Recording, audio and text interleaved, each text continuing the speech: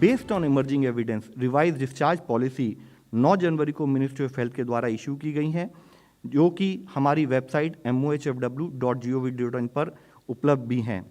इसमें अगर आप देखें तो कोई भी कोविड केसेस को 3 भाग में डिवाइड किया जा सकता है, माइल्ड केसेस, मॉडरेट केसेस और सीवियर केसेस। साथ ही केस उनके इन्फेक्शन उन लोगों को जो कि इम्यूनो कॉम्प्रोमाइज हैं।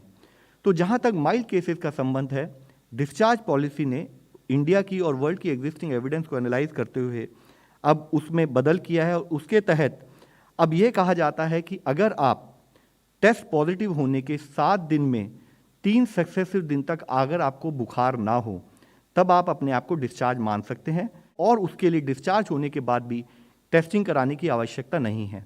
जो मॉडरेट केसेस होते हैं वह 2 तरीके से हो सकते हैं। कुछ केसेस ऐसे हैं जिनमें कि कोई सिम्टम ना हो, ऑक्सीजन सेचुरेशन 93% से अबव बना रहे और 3 सक्सेसिव दिन यानी कि कंटिन्यूस 3 दिन तक अगर ऐसी सिचुएशन रहे और साथ में कोई भी हमारी कोमॉर्बिडिटी हो, उसमें कोई डिटेरियोरेशन ना हो, तब उन केसेस में भी जब 3 सक्सेसिव दिन तक अगर हम बिना ऑक्सीजन सपोर्ट के रहते हैं, हॉस्पिटल सेटिंग में रहते हैं, तो ट्रीटिंग मेडिकल ऑफिसर उस पेशेंट को डिस्चार्ज करने का निर्णय ले सकता है और उस समय पर भी टेस्टिंग की आवश्यकता नहीं है। इसी के साथ ही वह केसेस जो कि ऑक्सीजन थेरेपी पर हों, उन केसेस में भी अगर आपकी ऑक्सीजन थेरेपी की डिमांड कंटिन्यू है, तो उस समय तक जब तक कि आपके सारे सिम्टम रिजॉल्व नहीं हो जाते, साथ ही आपका ऑक्सीजन सेचुरेशन प्रॉपर लिमिट तक नहीं आता 3 दिन तक कंटिन्यूस, और साथ ही आपकी कोमॉर्बिडिटी जब तक स्टेबल नहीं होती, तब तक आप हॉस्पिटल में रहेंगे और उसके बाद ही आपको डिस्चार्ज किया जा सकता है।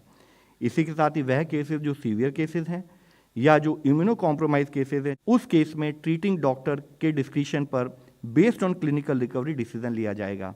यहाँ एक और मुख्य अंश हम आप सबके सामने रखना चाहेंगे, डिस्चार्ज होने के बाद भी यह आवश्यक है कि हम अपनी हेल्थ को 7 दिन तक सेल्फ मॉनिटर करें और साथ ही मास्क को कंटिन्यू बेसिस पर पहनते रहें।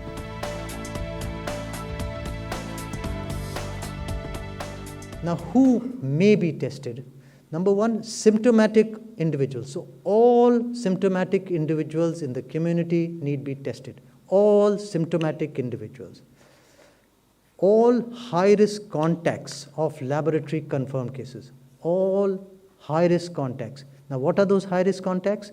Elderly more than 60, comorbidities, diabetes, hypertension, lung disease, kidney disease, cancers, obesity. So this all high-risk contacts need to be tested in a community. And then we are talking about international travel, and we will not talk, that is already mentioned. Then who may be tested in a hospital setting? Testing may be taken as per the discretion of the treating doctor, with one very important consideration, that no emergency procedure, including surgeries or deliveries, be delayed for lack of a test.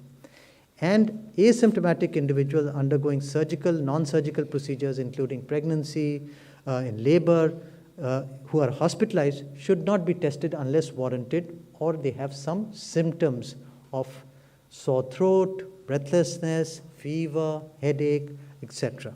And who may not be tested? And these are all asymptomatic individuals in community settings who are asymptomatic.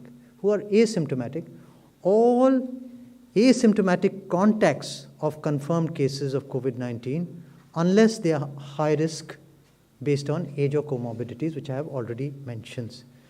And patients who stand discharged as per home isolation guidelines, and Sri Lavji has already talked about that, and patients being discharged from COVID-19 facility as per revised discharge policy, that is very clear.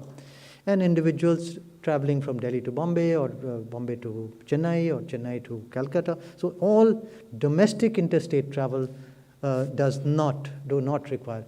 But the last point, which is most important to remember, is home quarantine for all contacts for 7 days. So if I have come here for work, I go back home and I test positive, all my relatives who are above 60 or comorbidities should be tested. All my children, etc., should not be tested, but have to be in home quarantine for 7 days and continue to wear masks. So use of mask is vitally important when you are doing home quarantine. And then here is the algorithm for home test and rapid antigen, and this is very clear that if you are positive, you have to be reported as positive. If you are negative and you still have symptoms of fever, cough, or sore throat, then you have to definitely send the sample for RT-PCR testing.